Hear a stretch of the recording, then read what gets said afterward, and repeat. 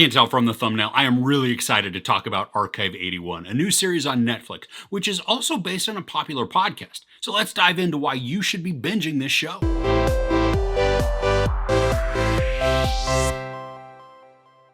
An archivist takes a job restoring a collection of damaged videotapes from 1994.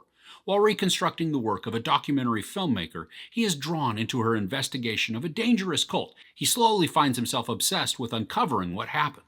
This supernatural psychological mystery stars Mamoudou Athie, Dina Shihabi, and Martin Donovan. Now this has some mild feels of the OA mixed with some X-Files, and then maybe a tiny bit of Rosemary's Baby thrown in for good measure. The setup presents us with Dan, a technology archivist who specializes in restoring films and videos. And after completing a job, he's offered a very lucrative deal to restore a collection of videotapes that were recovered from a mysterious apartment fire in the mid-90s. Dan accepts and is taken out into the middle of nowhere to this lavish, if not sparsely modern, house and then facility to work. There he begins his restoration, and the more he dives into the process, the more he becomes sucked into the mystery of what happened at the apartment building, and then also sucked into finding out what happened to Melody, the filmmaker who recorded it all. This has so many elements that work together to build out a very compelling and engaging show. So in order not to spoil it though, here are several possibilities of what this story can contain, just in an effort to give you a broad idea of what to look forward to. Now, there most certainly is a deep mystery here, helped along by missing people, and then the possibility of secret societies, crazy architecture, cults, strange neighbors, aliens, hallucinations, demons, gaslighting, secret passages, and potentially unreliable narrators. Now, this first season is 8 episodes, and I was instantly hooked. The episodes are each close to an hour long, but this is such an easy binge.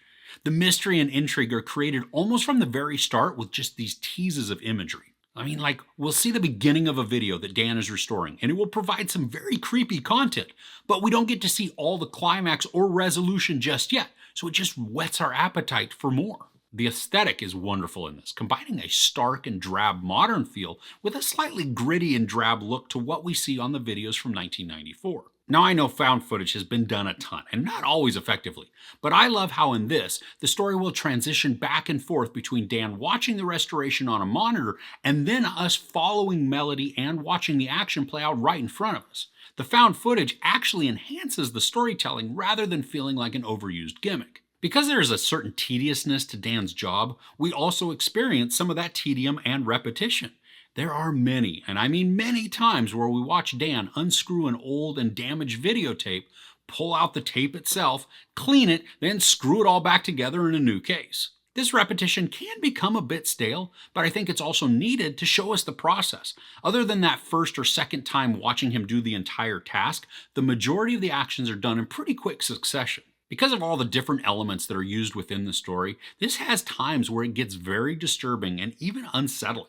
And I think it was episode 4 that made me uncomfortable and squirmy for an extended portion. Now, there was a bit of violence that was shown, but that's not why I was squirming. The content, and especially the way that it was delivered, created such an oppressive and disturbing atmosphere that I had to take a break after that episode. I'm saying all of this is a massive positive for the show. The fact that it was able to elicit such an emotional and even physical response shows how effective all of the story elements were. I love all of the suspicion that is raised by the characters too. In the present, we have Dan, who's watching all of these past events play out, and because of where he's working, he needs to enlist the help of his friend for some investigative work. As items are uncovered and information is found out, pieces of the mystery begin to seemingly fall into place, but this also creates more questions and even mistrust. Then we're also following the mystery that Melody is uncovering, and this leads to its own set of questions. As she interviews residents of the building and then inserts herself into situations that aren't necessarily her business, the tension raises and becomes exciting and then even nerve-wracking. And what I really appreciate about this show is how they don't just leave a ton of stuff dangling out into the ether with no answers. I mean, much of what we see gets some sort of resolution, even if it's only the beginning of one. Now, the pace of this is steady and driving, but it's not fast. There is an urgency that's created not only by Dan's employer, but also because Dan himself becomes so invested in what he watches that he needs to figure it all out. And all of this anxiety and pressure translates through the screen to us, and I loved how effective it is in engaging us with the story. This is a mix of sci-fi, horror, drama, and mystery, And all of these work together to create a foreboding atmosphere that's enticing, strange, and surprisingly captivating. There is the use of special effects, but the show doesn't rely heavily on them. And I really like what we see because, for the most part, they're subtle, just enhancing what's already occurring in the scene. And there are a few scenes towards the end of the season where some bigger effects are utilized, and I did think that those were handled pretty well also. It also made for some convincing imagery. And then there are also some practical effects that are just outstanding because they made the scenes all the more engaging. Now, probably the biggest and maybe the only negative for the show is that this ends with sort of a cliffhanger. Some items are resolved, but new questions and complications are then created. Would this have been an amazing limited series? Well, absolutely. But even though I say that it could be a negative, I am fully invested in the story and I am in love with the characters. So I am then fully on board to see where this goes in another season. So overall, Archive 81 is a well-crafted, dramatic sci-fi mystery with some very captivating characters who are thrust into compelling situations. The story is engagingly told through a determined but not rushed pace, allowing urgency and anxiety to build up to breaking points, all the while continuing the narrative and not getting distracted with unnecessary side quests. Mamoudou, Athie, and Dina Shihabi are outstanding to watch as they create central characters that can be sympathetic and frustrating. They're also supported by a wonderful cast who continually add intrigue and mystery to the story.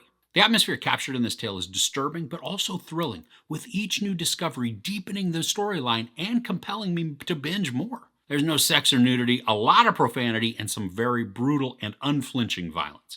I give Archive 81 5 out of 5 couches. Do you have any favorite mysterious shows? I'd love to know what makes your list in the comments below.